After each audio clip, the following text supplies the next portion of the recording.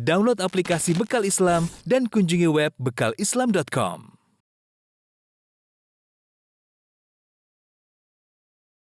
Bismillahirrahmanirrahim.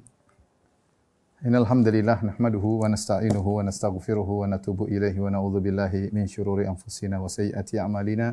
May yahdihillahu fala mudilla lahu wa may yudlil fala hadiyalah. Asyhadu an la ilaha illallah wahdahu la syarikalah wa asyhadu anna Muhammadan abduhu wa rasuluhu la nabiyya ba'dah. Ya ayyuhalladzina amanu taqullaha haqqa tuqatih wa la tamutunna illa wa antum muslimun. Fa inna asdaqal hadithi kitabullah wa khairal huda huda Muhammadin sallallahu alaihi wasallam. Wa syarrul umuri muhdatsatuha wa kullu muhdatsatin bid'ah wa kullu bid'atin dhalalah wa kullu dhalalatin finnar. Ikhwan dan akhwat yang dirahmati Allah Subhanahu wa taala, para dokter yang dirahmati oleh Allah Subhanahu wa taala, kita lanjutkan bahasan kita tentang bekal salat. Dan insyaallah pada kesempatan kali ini kita akan bahas tentang salah satu dari syarat salat, yaitu tentang bertoharoh, ya, karena Rasulullah SAW bersabda, la yaqbalullahu salata ahadikum idza ahdatsa hatta yatawadda.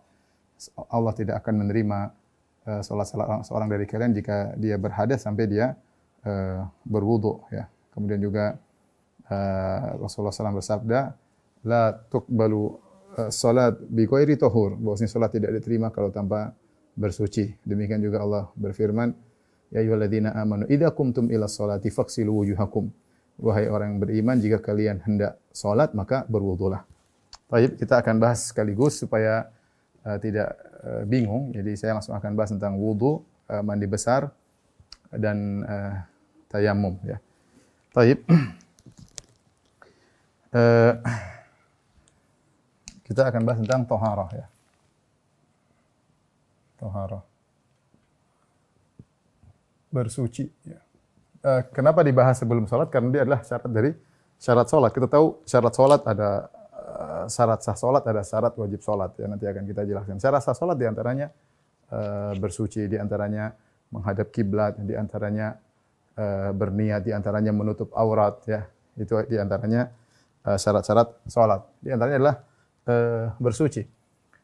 Dan bersuci, ya, secara umum ada dua, yaitu bersuci dari najis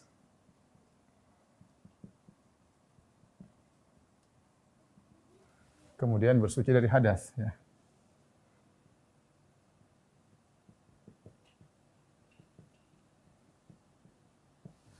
Najis bagaimana kita tahu, ya, bersih dari najis, ya, kalau berkaitan dengan salat adalah tubuh harus suci dari najis, kemudian tempat sholat juga harus bersih dari najis, pakaian harus suci dari najis, ya. Berkaitan dengan sholat, dengan syarat sholat,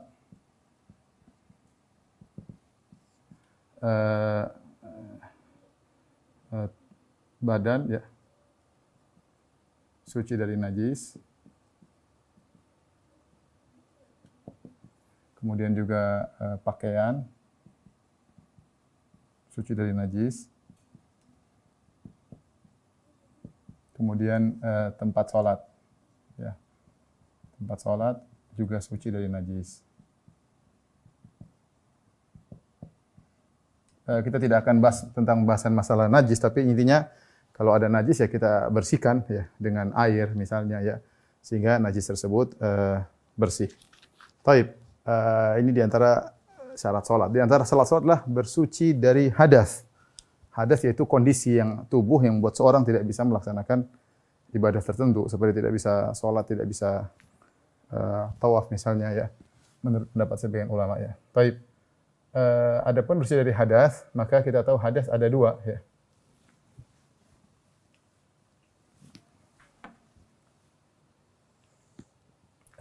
Hadas kecil,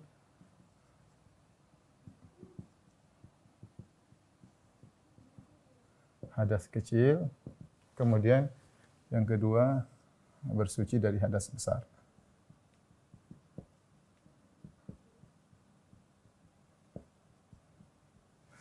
Taib, hadas kecil, ya, sebagaimana kita ketahui, yaitu hadas kecil misalnya sebab-sebabnya diantaranya adalah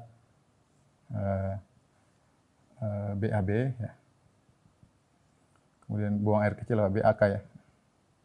Terserahlah ya, buang air kecil. Kemudian di antaranya buang angin ya. Kemudian di antaranya tidur yang lelap. Tidur yang lelap misalnya ya. Ini di antaranya ya. Tapi bagaimana cara bersuci dari hadas kecil ya? Caranya dengan berwudu.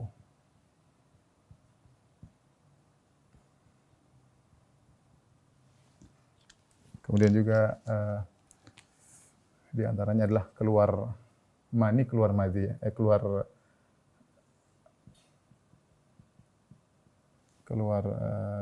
madhi dan wadi. Bersuci dari hadas besar sebabnya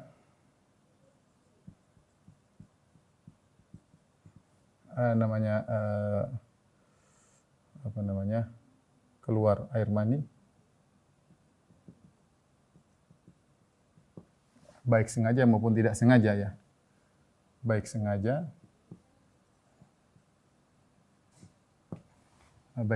maupun tidak sengaja ya.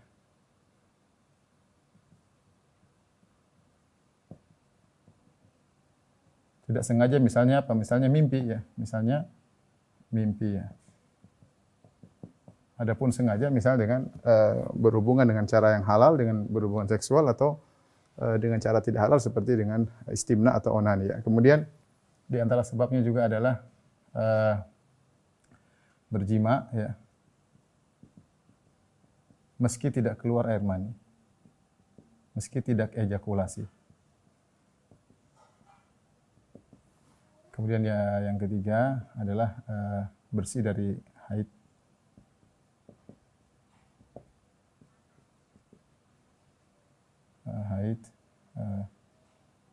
Nifas. Kita bahas sebentar. Bersih dari hadas kecil seperti buang air besar. Ini menyebabkan seorang berhadas kecil, buang air kecil, buang angin juga ya.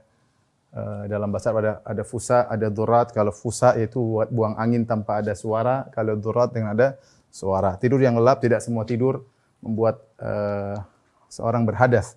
Ya, tetapi tidur yang benar-benar seorang lelap, lupa. Ya, karena sebenarnya tidur itu adalah mazinatul hadas. Tidur itu hanyalah kondisi yang sangat memungkinkan seorang berhadas. Kenapa? Kalau orang tidur pulas, dia buang angin, dia tidak sadar. Sehingga sangat mungkin dia berhadas ya. Padahal bisa jadi dia tidak buang angin. Oleh karenanya tidur bagaimanakah yang membatalkan wudu adalah tidur yang benar-benar seorang pulas. Adapun seorang yang tidur ayam maka belum tentu tidak membatalkan wudu. Bahkan terkadang keluar suara ngorok tetapi dia tidak pulas ya. Tetapi kalau dia sudah tidur sangat pulas, misalnya dia memegang pena, kemudian penanya jatuh dan dia tidak sadar, itulah biasanya tidur pulas. Sudah pikirnya sudah mimpi kemana-mana, itu membatalkan wudu. Maka hendaknya dia berwudu. Ini pendapat yang lebih kuat ya. Tidak ditinjau dari mana kondisi dia tidur ya. Karena sebagian ulama ada yang membedakan. Kalau tidurnya dalam kondisi duduk misalnya, dalam kondisi berdiri, maka tidak membatalkan wudu. Tapi kalau kondisi berbaring, maka membatalkan wudu. Yang benar adalah bagaimana kualitas tidurnya, ya, bukan bagaimana cara dia tidur. Ya. Adapun kalau keluar suara ngorok belum tentu ya. Karena berapa kali saya sholat di Masjid Nabawi ketika kita sholatul qiyam, itu sholat di bulan Ramadan, 10 malam terakhir, sholat jam 1, kadang saya dengar orang sujud sambil ngorok di samping saya. Dia sujud sambil keluar suara ngorok. Tapi begitu imam takbir, dia bisa bangun. Berarti tidurnya tidak pulas. Ini menunjukkan ngorok tidak merupakan tanda kepulasan. Kemudian keluar air madhi atau wadi. Adapun air madhi adalah air yang keluar karena seorang merasakan kelezatan seksual maksudnya, lagi berhasrat ya. Tetapi tidak disertai dengan ejakulasi, tidak disertai dengan futur ya. Dia adalah muqaddimah daripada air mani. Beda kalau mani itu dikeluar dengan ada ejakulasi dengan air yang terpancar. Makanya Allah mengatakan mimma indafiq. Manusia diciptakan dari air yang terpancar, yaitu menyebabkan futur atau menyebabkan ejakulasi. Adapun madhi tidak. Madhi dia tidak mengambil, dia bukan mani, air yang keluar dari kemaluan, baik laki-laki maupun perempuan ketika merasakan kelezatan, tapi tidak disertai dengan ejakulasi.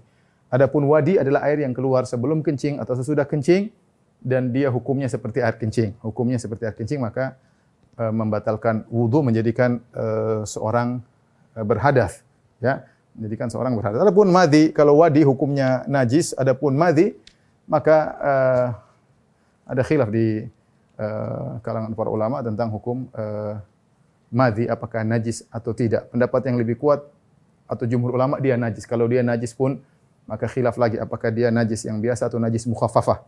Ini pembahasannya di kesempatan yang lain insyaallah taala. Tapi di antara hal juga yang mungkin membatalkan wudu, misalnya keluar darah dari kemaluan wanita selain darah haid, ya. Kalau dari haid hadas besar, tapi selain darah haid dia keluar darah dari kemaluan wanita selain darah haid, maka dia membatalkan wudu.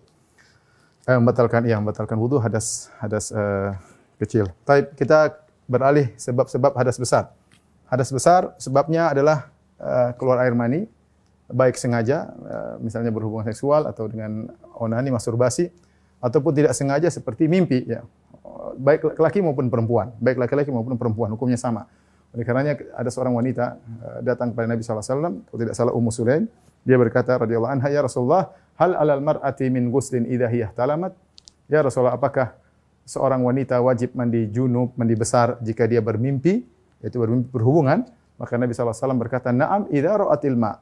Iya, jika dia melihat air keluar dari kemaluannya. Artinya bisa jadi seorang laki atau wanita bermimpi melakukan hubungan dalam mimpinya, tapi tidak sampai ejakulasi, maka tidak wajib mandi junub. Tetapi bisa jadi seorang dia lupa dalam mimpinya, tapi ketika dia bangun dia dapati air keluar, ya, dan dia cium, misalnya dia cium baunya, ternyata bau aromanya aroma mani, maka berarti dia sudah terkena junub, ya.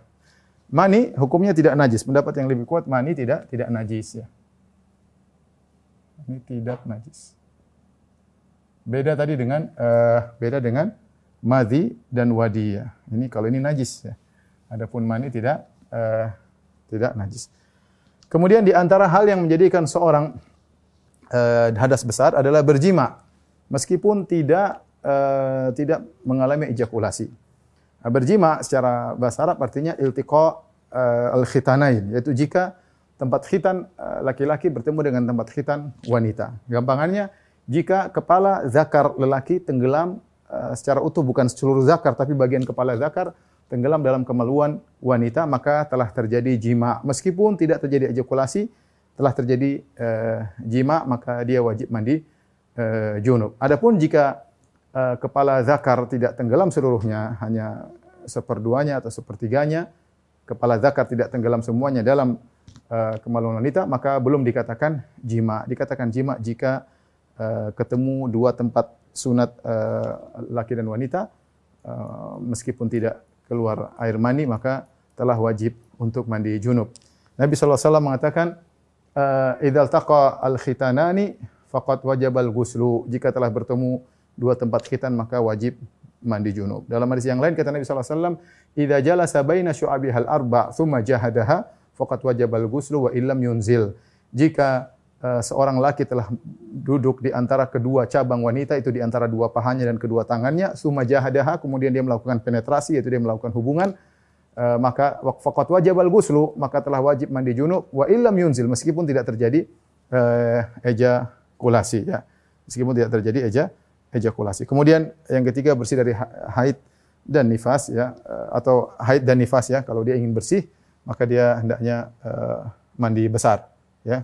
Ini mandi besar, ya. Sucinya dengan mandi besar. Baik. Sekarang ikhwan dan akhwat yang dirahmati Allah Subhanahu wa taala, kita akan bahas tentang tata cara berwudu. Tata cara berwudu.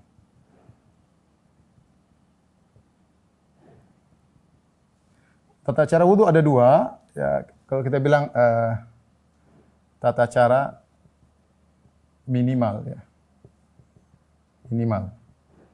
Yaitu yang penting sah.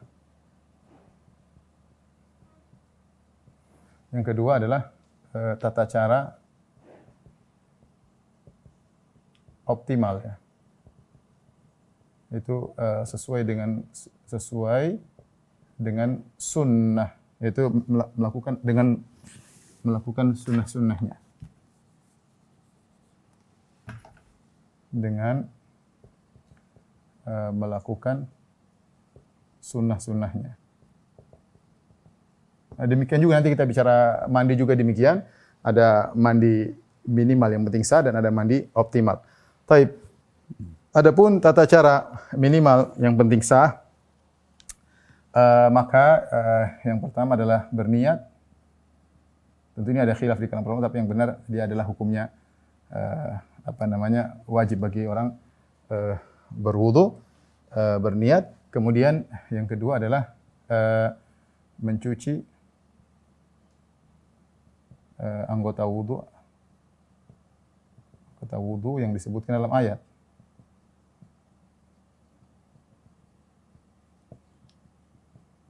Dalam ayat ya, secara tertib ya. Secara tertib ya. Kemudian secara tertib dan sekali saja ya. Sekali saja ya.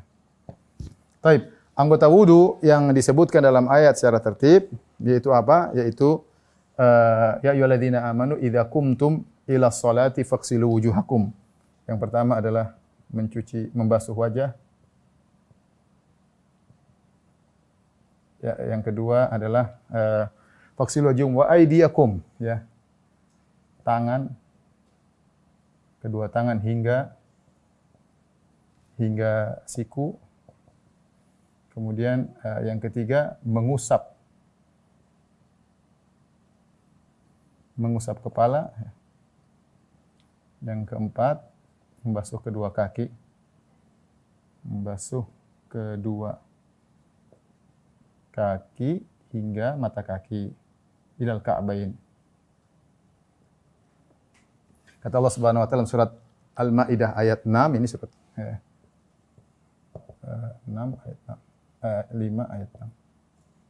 Kata Allah Subhanahu wa taala, ya ayyuhalladzina amanu idza qumtum ila sholati, wahai orang yang beriman, jika kalian hendak salat, faghsilu wujuhakum, maka cucilah wajah kalian, wa aydiyakum ilal marafiq, dan tangan kalian sampai siku, kemudian wamsahu bi ru'usikum, dan usaplah kepala kalian, wa arjulakum ilal ka'bain, dan basuhlah kaki kalian hingga ke mata kaki. Ingat, kita ada 3 istilah, perhatikan ya.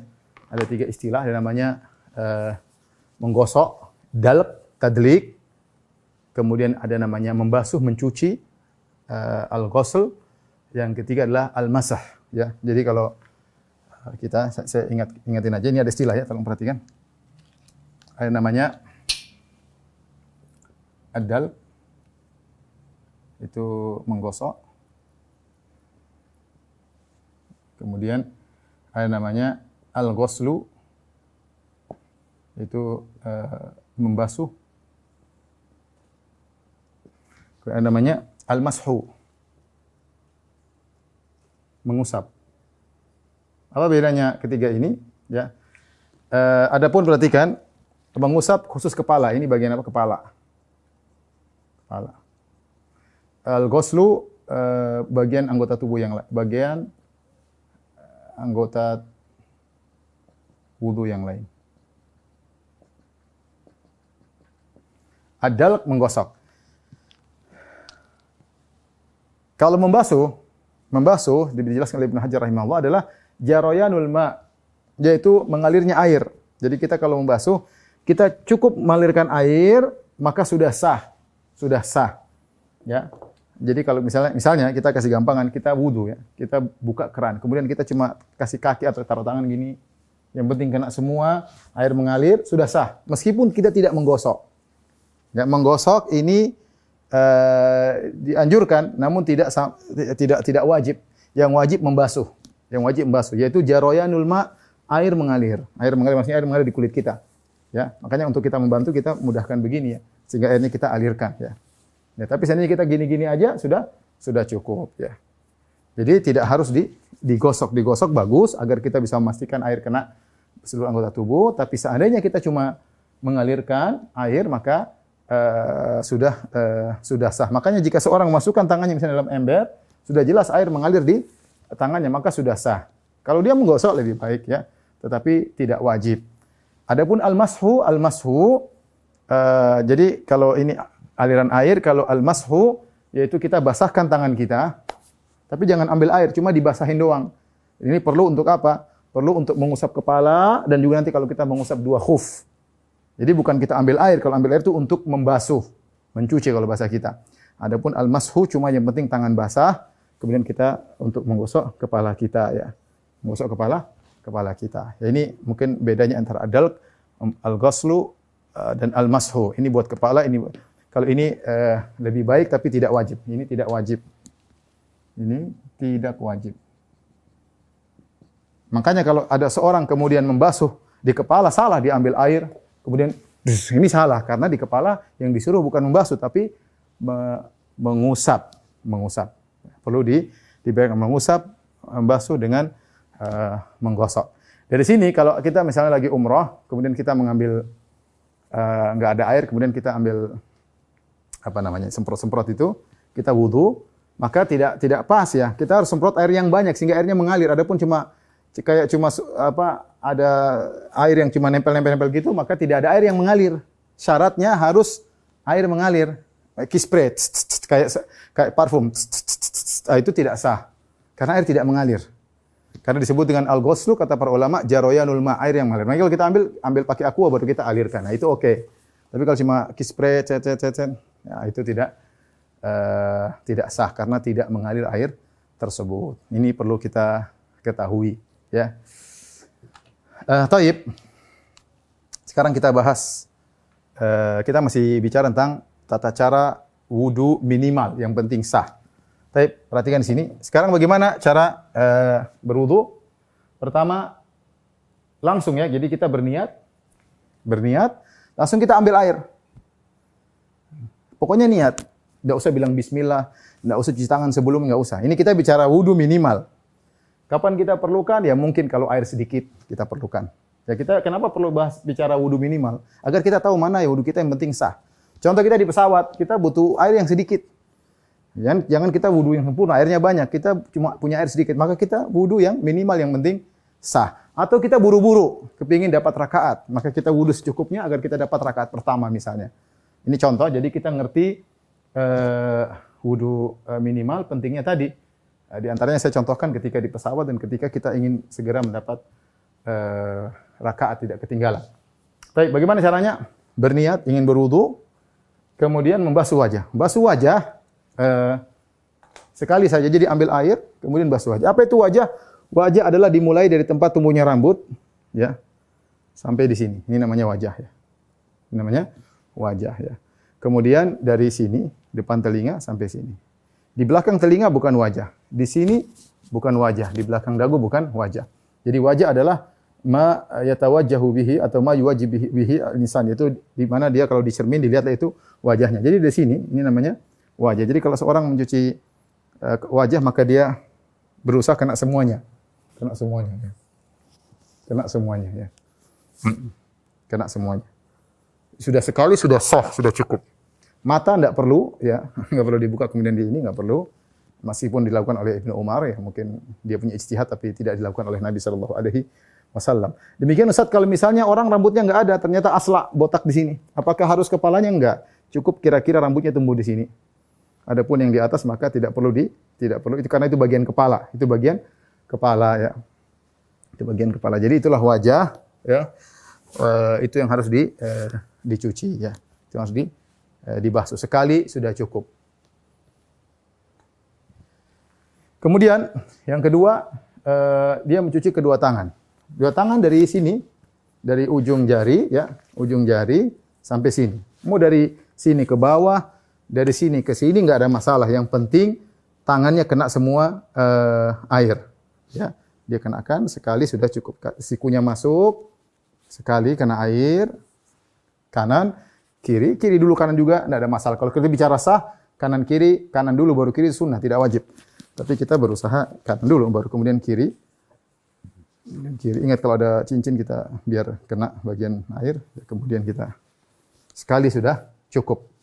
Kalau sudah tangan selesai sekali, maka kita membasuh kepala. Basuh kepala, maka minimal kadar kepala ada khilaf di kalangan para ulama. Minimal kadar kepala, mengusap kepala minimalnya ada khilaf. Ada yang mengatakan yang penting 3 helai rambut atau sedikit rambut sudah sah. Ini pendapat Imam Syafi'i. Kalau seorang berwudu mazhab Syafi'i cuma begini, sekali, 2 kali, 3 kali sudah sah. Bahkan sekali sudah sah. Ya. Sudah sah kalau bicara sah. Nah, tapi mazhab yang lain seperti mazhab Imam Ahmad kalau tidak salah bersama mazhab Maliki, maka hendaknya semua kepala. Mazhab Hanafi kalau tidak salah 3/4 atau 1/3 kepala, saya agak lupa. Tapi mu'dhamur ras yaitu bagian banyak dari kepala. Ya. Kalau mazhab Syafi'i sedikit sudah sah. Makanya kita lihat saudara-saudara kita ketika mereka berwudu minimal, bukan optimal. Kalau optimal semua sepakat, seluruh kepala kena. Kita sedang berbicara wudu minimal. Maka mazhab Syafi'i begini-begini sudah cukup. Itu mazhab. Nah, kita menghargai saudara kita yang berwudu dengan cara demikian. Ya. Tapi kalau kita untuk hati-hati, kita berwudu begini ya. Begini. Ini ya biar kita keluar dari khilaf. Kalau kita berwudu begini enggak ada yang bilang enggak sah. Tapi kalau kita bilang wudu begini, ada yang bilang tidak sah. Mazhab Hambali bilang tidak sah, mazhab Maliki bilang tidak sah, mazhab Hanafi tidak sah. Yang sah cuma mazhab Syafi'i. Tapi kalau kita begini, satu, kemudian begini, nah, maka ini telinga enggak usah, telinga sunnah. Jadi cuma 1, 2, sudah. Atau sekali sudah cukup. Ini sudah sah. Itu cara mengusap kepala. Ya. Atau cara kedua, mungkin kita tidak ingin rambut kita berhamburan, maka kita boleh begini. Begini, terus baru begini. Ya, begini ya. Ini kita ambil dari tengah sehingga kepala kita kena. Dan ini juga pernah dilakukan oleh Nabi SAW. Baru kita ambil lagi dari tengah begini. Sehingga rambut kita tidak terbongkar. Itu juga boleh mengusap kepala sekali saja. Sekali saja, ya. Kemudian yang terakhir membasuh kedua kaki sekali. Kaki sampai ke mata kaki, ya, sampai ke mata kaki dari sini, sampai ke mata kaki, ya, kanan, kemudian yang kiri juga sampai ke mata kaki kiri. Dengan demikian sudah sah, namanya wudu minimal, sudah sah, wudu kita sudah sah. Mudah-mudahan bisa dipahami. Sekarang kita bicara tentang wudu maksimal. Saya ulangi, wudu minimal, berniat, muka sekali, tangan kanan sekali, tangan kiri sekali, kepala sekali, kaki kanan sekali, kaki kiri sekali, kita sudah bisa sholat. Ya. Baik. Adapun kalau kita bicara wudu maksimal, ya, wudu maksimal, maka banyak sunnah-sunnah yang bisa kita kerjakan. Ya. Itu kita berusaha menjalankan segala sunnah-sunnahnya. Di antara sunnah-sunnah ketika wudu, di antaranya adalah membaca bismillah.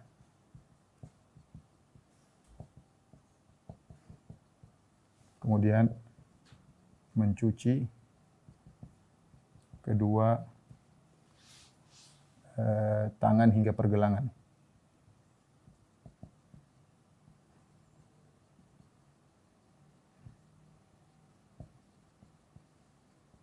Kemudian di antaranya adalah mengusap kedua telinga. Jangan dulu ya. Saya lupa. Berkumur-kumur.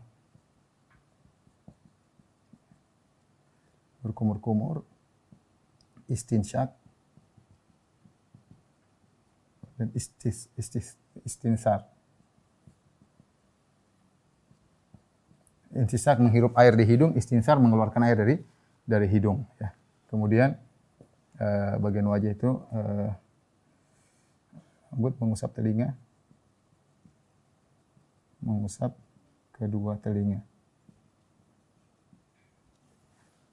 Kemudian semuanya dilakukan 3 kali.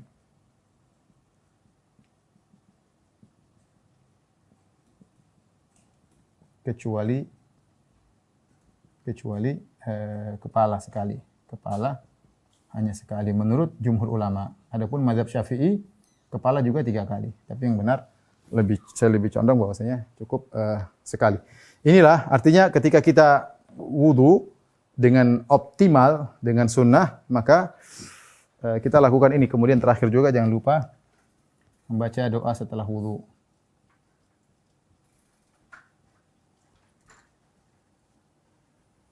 Inilah wudu yang terbaik atau wudu optimal ya. Baik.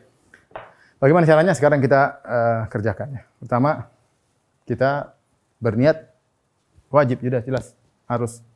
Kemudian sunnah kita bilang bismillah. Setelah bismillah, kita sunnah mencuci kedua tangan ya. Cuma sampai pergelangan aja ya.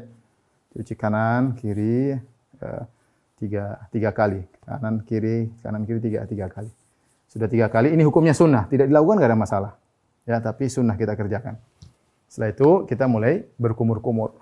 Menurut mazhab Hambali wajib, tapi menurut jumhur hukumnya sunnah. Berkumur-kumur, kemudian kita menghirup air di hidung. Kata Nabi, "Wa balik fil insyak ila antakuna sha'iman." Sungguh-sungguh kalian menghirup air di hidung, tapi jangan kebablasan. Kecuali kau sedang puasa, maka hati-hati jangan sampai kebablasan. Kemudian wastansar, yaitu dihembuskan. Ya. 3 kali. Bagaimana caranya? Ada beberapa cara disebut oleh para ulama. Mereka memahami hadis-hadis Nabi SAW. Ada caranya. Setiap yang sering saya lakukan, kita ngambil sekali. Sebagian kita gunakan untuk berkumur, sebagian kita gunakan untuk menghirup, terus kita keluarkan sekali. Kemudian yang kedua kita ambil lagi, sebagian kita ambil untuk berkumur-kumur, yang sisanya kita untuk hirup, kemudian kita keluarkan 2 kali. Yang ketiga saya ambil juga sebagian, kemudian sebagian dihirup, kemudian dihembuskan. Itu boleh. Boleh juga sekali. Ada juga sekali ngambil air, kemudian dia sekalian berkumur 3 kali. Ada lagi sisanya 3 kali. Sekali aja diambil, boleh juga. Ya. Boleh juga diambil cuma kumur-kumur dulu. Ya. Kumur sekali, hidup sekali. Kumur jadi 6 kali cidukan. 1 mulut, 1 hidung. 1 mulut, 1 hidung. 1 mulut, 1 hidung. 6 kali cidukan. Semuanya boleh. Ya. Saya ulangi, boleh 1 cidukan. Untuk 3 kali berkumur, 3 kali beristinsar, boleh. Boleh 3 kali cidukan, seperti yang biasa saya lakukan. Boleh 6 kali cidukan. Boleh 6 kali cidukan, setiap cidukan 3 cidukan untuk berkumur-kumur, 3 cidukan untuk menghirup dan menghembuskan. Baik, ini hukumnya sunnah. Kemudian setelah itu kita membasuh kepala, membasuh wajah. Membasuh wajah, ingat, harus kena 3 kali. 1, 2, kemudian 3. Ya. Setelah itu kita mencuci tangan 3 kali. Ingat, tangan ulangi lagi dari sini. Jangan bilang, Ustaz saya tadi sudah cuci sampai sini, tinggal lanjutin dong Ustaz. Enggak, ulangi lagi dari awal. Ulangi lagi dari awal, dari ujung tangan sampai ujung siku. Terserah dari sini ke sini, sini ke sini, enggak apa-apa. Yang penting semuanya kena 1, 2, 3. 1, 2, 3 ya. Karena Rasulullah SAW mendahulukan kan daripada kiri sunnahnya. Karena Nabi SAW yu'jibu atayammunu fi tana'uluhi wa tarajjulihi wa fi tuhuri wa fi sya'nih kulli. Rasulullah SAW suka mendahulukan yang kanan ketika menyisir rambut, ketika pakai sendal, ketika bersuci, ya, ketika dalam urusan semuanya. Jadi kanan dulu baru kiri. Kemudian mengusap kepala tadi, sunnahnya ba'da abi muqaddami ra'sihi tsumma dhahaba bihi ila qafahu. Jadi pegang begini, kemudian bawa ke belakang sampai leher. Ingat ya, sampai di belakang sini, di ujung rambut di belakang. Ya. Tsumma raja' bihima min haits ila ma haitsu bada. Kemudian dikembalikan. Begini. Ya, itu cara. Jadi begini, kemudian mengusap telinga sekali. Ya. Atau tadi saya katakan, boleh kita begini, kemudian telinga sekali. Bukan 3 kali, semuanya kepala. Karena kenapa dia sekali? Karena dia bukan membasuh. Kalau membasuh 3 kali disunahkan untuk memastikan seluruhnya kena air. Adapun mengusap lebih ringan, tidak harus memastikan semuanya kena. Yang penting kita sudah taruh tangan semuanya sudah selesai. Ya, telinga juga sekali. Ya. Tapi kalau sudah bagian kepala baru kaki. Kaki dari ujung jari kaki sampai ke ke mata kaki. Ya. Adapun hadis tentang mentakhlil, khalil bainal asabi, yaitu mentakhlil di jari-jari di antara jari kaki, jari tangan, maka hadis yang mengatakan sampai jari kaki dipakai khinzir, pakai jari kelingking untuk membersihkan, maka hadis ini wallahu alam sebagian mendhaifkan hadis ini ya. Tapi intinya yang penting kalau air sudah masuk sela-sela jari sudah cukup. Kalau kita mau memastikan kalau misalnya ada penghalang di jari-jari kaki ada penghalang ya kita bersihkan. Tapi kalau enggak juga enggak apa-apa. Terserah sih. terserah ya. Makanya sebagian ulama mendhaifkan hadis ini sehingga mereka mengatakan baik, tapi tidak dikatakan sunnah. Dikatakan baik kalau mau membersihkan dengan kelingking boleh-boleh saja, boleh-boleh saja ya. Kalau ada yang menghalang maka harus dibersihkan. Tapi 3 kali kanan, 3 kali kiri, 3 kali baru kemudian berdoa setelah berwudu. Taib. Insyaallah sudah dipahami tentang tata cara wudu optimal. Saya ulangi. Pertama, kita bismillah, cuci tangan kanan kiri sampai pergelangan 3 kali. Kemudian kita berkumur-kumur 3 kali, menghirup air istinsyak, mengeluarkan namanya istinsar 3 kali. Kemudian wajah 3 kali, ya. Kemudian tangan kanan 3 kali, 1, 2, 3. Tangan kiri 3 kali sampai ujung, 2, 3. Kepala sekali, telinga sekali, kaki kanan 3 kali, kaki kiri 3 kali. Kemudian doa setelah berwudu. Tidak ada sebagian dalam buku fikih disebutkan kalau kita lagi cuci tangan ada bacaannya, lagi kumur-kumur ada bacaannya, itu tidak benar. Tidak ada dalilnya sama sekali. Tidak ada dalilnya sama sekali. Sahabat-sahabat yang meriwayatkan tata cara wudu Nabi, mereka tidak menyebutkan doa-doa di tengah ketika seorang sedang berwudu. Yang ada cuma bismillah di awal dan di akhir. Silakan baca doa setelah berwudu. Taib. Kita lanjutkan. Sekarang hadas besar, cara mandi. Cara mandi juga ada 2 tata cara mandi.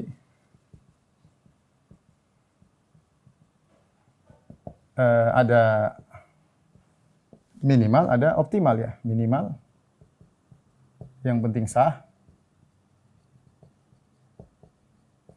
Ada cara optimal ya, yaitu menjalankan semua sunnah.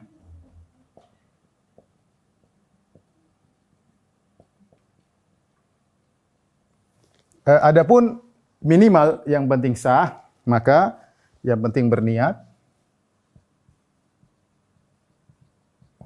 Kemudian semua tubuh kena air, semua tubuh dibasuh, maka sudah selesai. Yang penting itu. Ya tentunya kita bersih dulu, kalau ada kotoran kita istinja, maksudnya demikian. Berniat, kemudian semua tubuh dibasuh ya. Semua tubuh dibasuh. Jadi gambarannya begini. Kalau misalnya saya bicara, saya punya kolam renang misalnya, saya ingin mandi junub, saya cuma niat, saya loncat, treng, keluar semua basah, sah. Sudah selesai. Sudah sah. Saya tidak perlu lagi wudu, saya langsung bisa sholat. Saya ulangi, ya. Menggosok dalk itu hukumnya tidak diwajibkan. Yang penting kita basuh. Basuh yang penting air mengalir di tubuh kita, ya. Jadi caranya kalau kita mau bicara mandi minimal, yang penting kita berniat mandi junub, ya, karena niat itu harus untuk membedakan kita mandi junub dengan mandi biasa. Maka kalau kita punya kolam renang, kita tinggal loncat, keluar, selesai, sah. Antum punya bak mandi, bisa loncat, keluar, tinggal diomelin sama istri ya. Ini mandi minimal, sah ya. Ya kalau kita punya shower sudah, nggak usah pakai kanan, nggak usah kiri, langsung yang penting basah semua, selesai. Ya, kita bicara sekarang mandi yang optimal. Mandi yang optimal, maka kita kerjakan semua sunnah-sunnahnya. Tentunya ini juga sebelumnya membersihkan kotoran, kalau masih ada kotoran di kemaluan atau di dubur maka dibersihkan. Ya, maka kalau kita ingin mandi yang optimal, maka sebelum mandi berwudu. Ya. Tentunya mencuci kemaluan ya. Pakai sabun selesai, setelah itu berwudu seperti mau sholat. Berwudu ya seperti wudu mau sholat ya. Berwudu seperti tadi yang sudah kita jelaskan, wudu optimal ya. Kita berkumur-kumur semuanya, kita berwudu ya. Setelah berwudu baru kemudian kita mengambil air, membasahi kepala terlebih dahulu ya. Membasahi kepala 3 kali.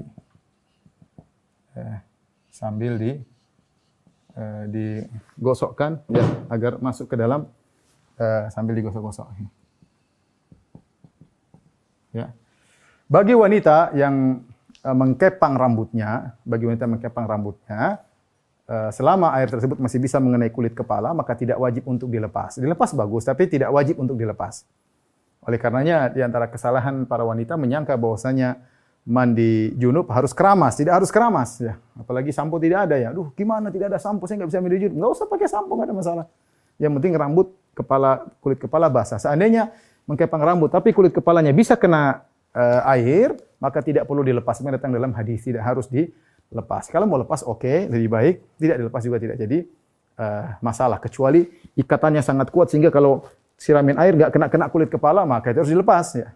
Tapi kalau ternyata masih bisa mengenai kulit kepala, mungkin dengan masukkan jari, maka tidak perlu dilepas kepangan tersebut. Ya, tidak perlu lepas kepangan tersebut. Jadi, ambil air, maka kita basahi kepala. Jadi, setelah kita berwudu, kita ambil air, kita basahin kepala. Kanan, tengah, kiri, sambil digosok-gosok. Ya.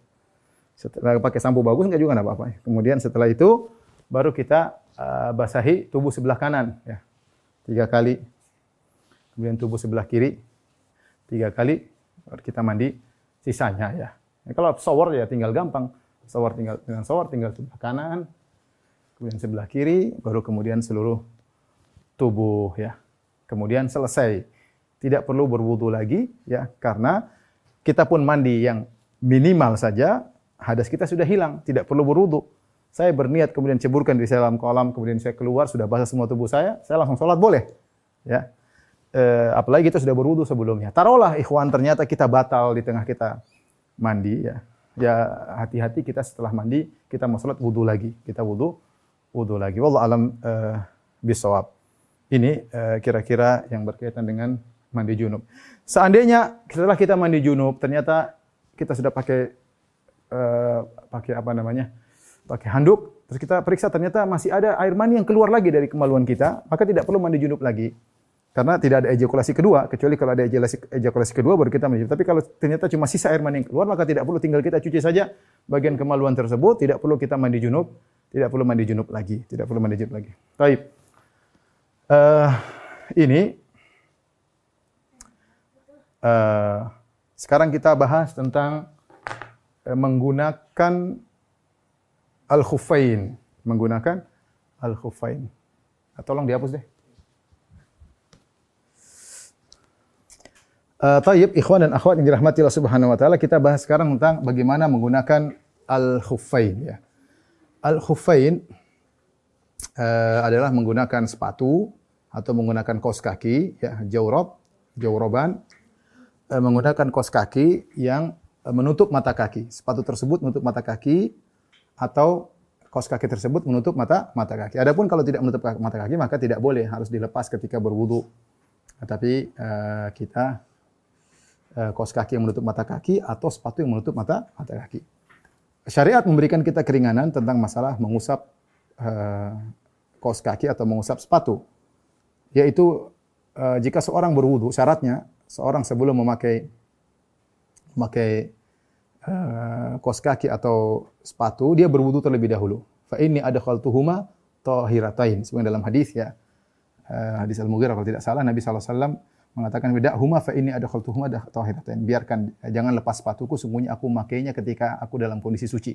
Jadi syaratnya seorang boleh mengusap kedua sepatu atau kedua kaos kaki dengan syarat ketika dia memakai kaos kaki atau sepatu tersebut dia dalam kondisi sudah bersuci.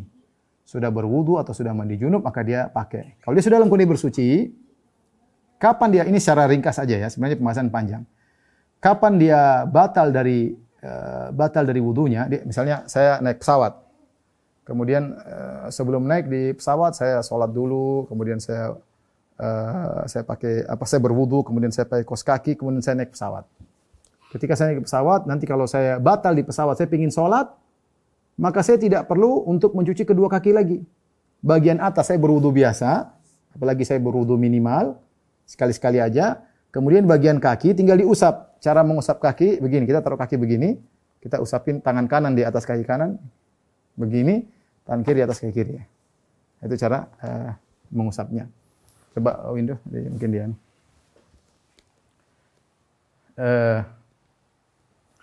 Jadi cara mengusap kaos kakinya harus di atas mata kaki. Ya. Mengusap cuma begini aja, jadi kita usap begini. Jadi kita usap. Jadi punggung kaki ke bawah. Sudah cukup. Namanya usap sudah saya katakan tadi, tangan tidak perlu basah air. Tidak perlu basah air banyak. Yang penting ada air. Jadi jangan pakai air. Ini nggak perlu pakai air, cuma diusap begini doang. Sudah sah. Sekali saja. Sehingga tidak perlu kita lepas kaos kaki, tidak perlu kita lepas sepatu. Kita langsung bisa sholat, ya, karena itu keringanan. Itu keringanan yang diberikan oleh syariat. Ya.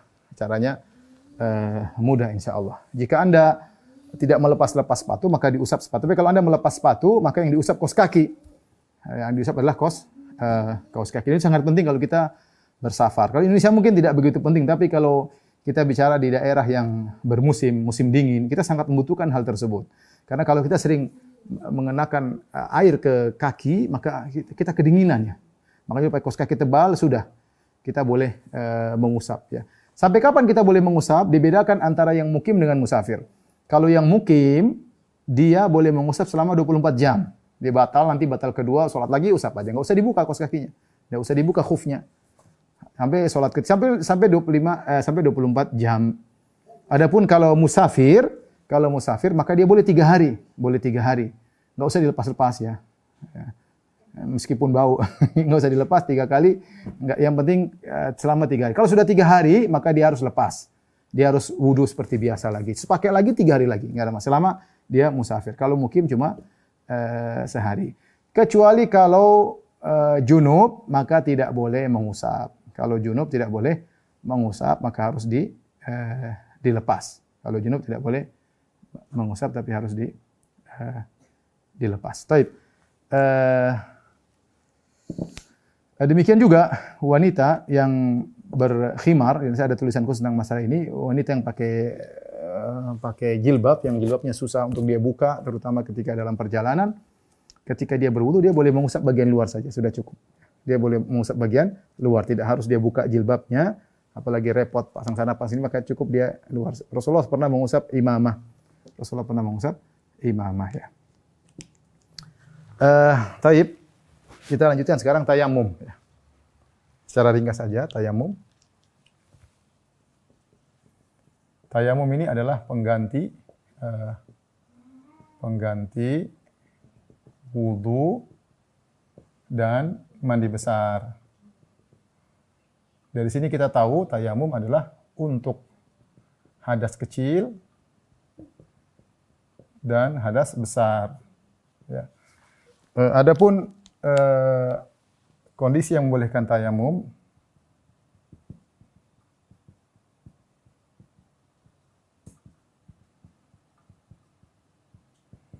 ada 3. Yang pertama, tidak ketemu air, sudah dicari.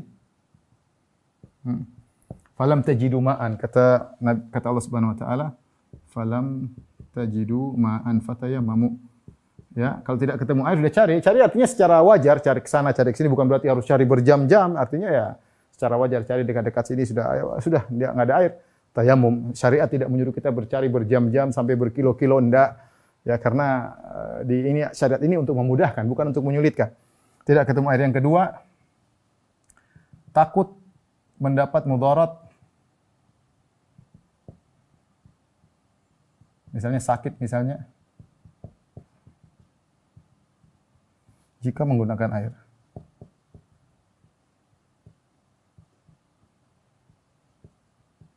Jika menggunakan air. Dia tidak sakit, tapi kalau dia pakai air dia takut sakit. Misalnya musim dingin. Misalnya dia bangun junub. Subhanallah, dia bangun junub, musim dingin, minus 13 derajat misalnya. Ini terjadi di sebagian daerah. Kita lagi minus 18, ngeri sekali. Minus 10. Ya, saya pernah merasakan minus 2 saja saya tidak tahan, ya apalagi sampai berminus banyak begitu ya, dingin sekali. Di Madinah, setahu saya paling banter saya pernah mendapati 2 derajat atau 4 derajat. Itu sudah dinginnya luar biasa. Bagaimana orang yang minus ya. Misalnya dia bangun, dia tidak mencari air untuk masak air, nggak ada. Sementara subuh sudah mau habis waktunya. Mau masak air panas-panas, ya udah tayamum aja. Dia sehat. Tapi kalau dia mandi pakai air, khawatirnya dia bakalan kena mudarat, sakit, flu atau yang lainnya, maka tidak harus dia mandi. Dia boleh bertayamum. Kondisi yang ketiga adalah jika dia sakit. Ini dia sehat ya, ini sehat, kondisi sehat. Ini kondisi sehat ya. Ini jika dia sakit, namun Jika pakai air, maka menambah parah sakitnya,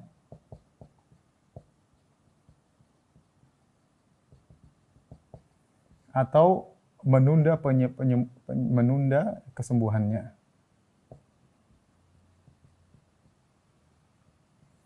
Maka ini boleh juga pakai tayamum, boleh bertayamum ya. Intinya kembali kepada kemudaratan. Boleh bertayamum ya. Kalau dia pakai air nanti menambah parah sakitnya atau menunda kesembuhannya ya. Taib, adapun tata cara tayamum,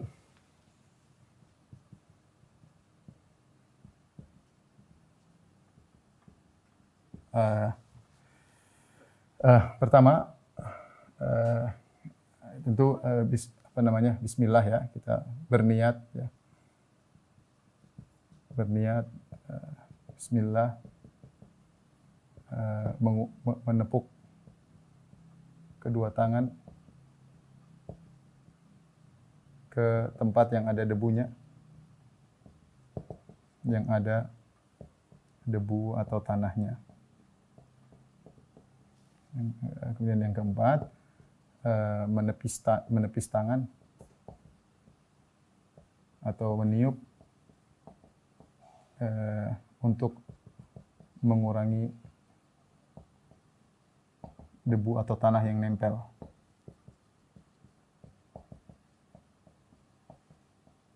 Kemudian yang kelima, mengusap punggung, telapak tangan kanan dan telapak tangan kiri.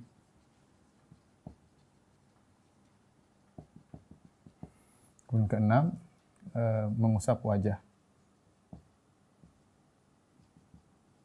Ini semua sekali. Satu kali, ini juga satu kali. Nah, antara 5 dan 6 boleh tidak berurutan ya. Boleh 5, 6 dulu baru 5, boleh dua-duanya. Boleh tangan dulu baru muka atau muka dulu baru tangan. Tapi kita gampangannya, sederhananya. Bismillah. Saya menempuk misalnya ada tanah di sini. Kalau tanahnya banyak saya bersihkan. Atau saya biar agak kurang karena bukan maksudnya untuk membuat topeng dengan tanah, tidak. Yang maksudnya yang penting ada debunya, syaratnya terpenuhi. Tapi ini di mana? Mana aja yang penting ada debunya. Mau di lantai boleh, di pohon ada debunya boleh, ya. Di hewan ada debunya boleh, di muka teman kalau debunya juga boleh. Pokoknya ada debu di tangan. Di pesawat kalau ada debunya silakan. Yang penting ada debunya. Kalau nggak ada debunya nggak bisa, harus ada debunya. Jadi kalau banyak debunya, kalau sudah sedikit ya sudah nggak usah ditiup. Kalau masih banyak kan.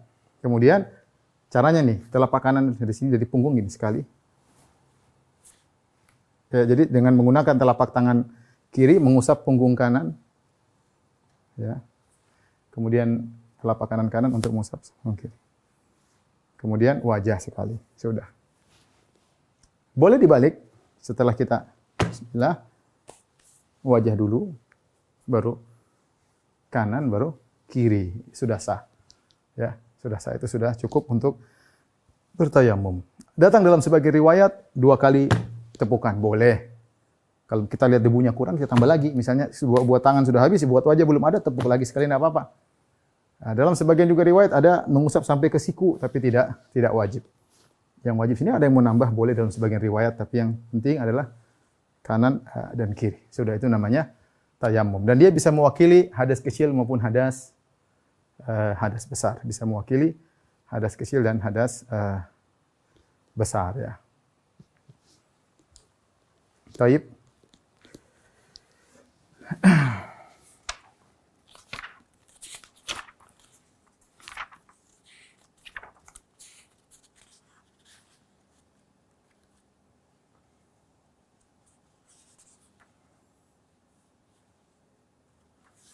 Ustadz, bagaimana jika tidak ada air, tidak ada tanah? Ya, jika tidak ada air, jika tidak ada tanah.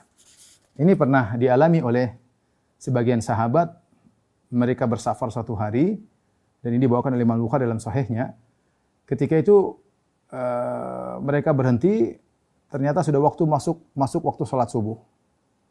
Waktu itu belum ada ayat tayamum turun. Belum ada ayat tayamum turun. Sehingga wan nasu laisu ala ma wa laisa ma'ahum ma. Ya, kata Aisyah radhiyallahu anha, orang-orang tidak dalam kondisi wudu dan mereka tidak bawa air. Akhirnya ketika sudah masuk waktu sholat subuh, ada di antara mereka sholat tanpa berwudu. Gimana? Ada yang junub, ada yang batal, tidak ada air, gimana? Ya mereka sholat aja begitu, tanpa berwudu. Baru kemudian turun ayat tayamum. Fatayammamu sa'idan thayyiba. Jadi maksud saya ketika itu mereka sempat sholat tanpa bersuci. Karena ketika itu yang baru boleh digunakan untuk bersuci cuma air. Ketika air tidak ada, mereka sholat tanpa bersuci. Ini dijadikan dalil oleh Ibnu Hajar rahimahullahu taala dan juga para ulama. Berarti kalau kita tidak punya bisa untuk berwudu dengan dua alat bersuci, tanah maupun air tidak ada, maka kita boleh sholat tanpa berwudu, tanpa bersuci. Bagaimana kondisi ini? Contoh, kondisi dia mungkin sakit. Badannya tidak boleh kena debu, badannya tidak boleh kena air. Mungkin ada kondisi orang sakit. Sehingga dia sholat, fattaqullaha mastata'tum, gugur kewajiban tersebut. Bertakwa kepada Allah semampunya. Ini contoh pertama. Contoh kedua, dia di pesawat. Di pesawat tidak boleh, ternyata tidak boleh pakai air. Dilarang oleh pramugari, nggak boleh wudu dia, dilarang. Kita taat sama penguasa raja pesawat. Ada peraturan kita nggak boleh ngelanggar. Ya. Kalau tidak dilarang ya silakan. Dan kita tidak menemukan debu di pesawat. Cari debu semuanya bersih, pesawat mahal. Debunya nggak ada. Di kelas bisnis kelas nggak ada debu, gimana? Coba di sendal antum ada nggak debu? Kalau ada sendal antum boleh pakai debu di sendal. Tapi ternyata antum juga sendalnya kinclong, nggak ada debu. Gimana? Nggak bisa. Ketika nggak ada debu, nggak ada air sama sekali, boleh seorang sholat. Kalau dia khawatir waktu tidak memungkinkan, dia sholat meskipun tidak dalam kondisi bersuci. Fattaqullaha mastata'tum, bertakwa semampumu. Contoh lagi, contoh sekarang petugas kesehatan yang pakai ADP ya. Dalam sebagian kondisi mereka harus kerja pakai ADP skala ADP dalam waktu berjam-jam sehingga terkadang pas dapat giliran waktu yang misalnya asar ya, dia mulai jam 2 siang selesai ibadah maghrib, yang nggak mungkin dia menjamak atau dia mulai dari jam 10:30 sampai setelah maghrib ya. Dia nggak mungkin menjamak duhur dan asar di maghrib. Oleh karena dia harus sholat pada waktunya. Sementara tidak mungkin dia lepas ADP. Kalau lepas ADP virus pada masuk. Ya. Berdasarkan ilmu mereka. Oleh karenanya dia boleh sholat meskipun dalam kondisi demikian. Tanpa bersuci karena kondisi tidak memungkinkan. Alhamdulillah Islam itu memudahkan. Alhamdulillah. Bentar.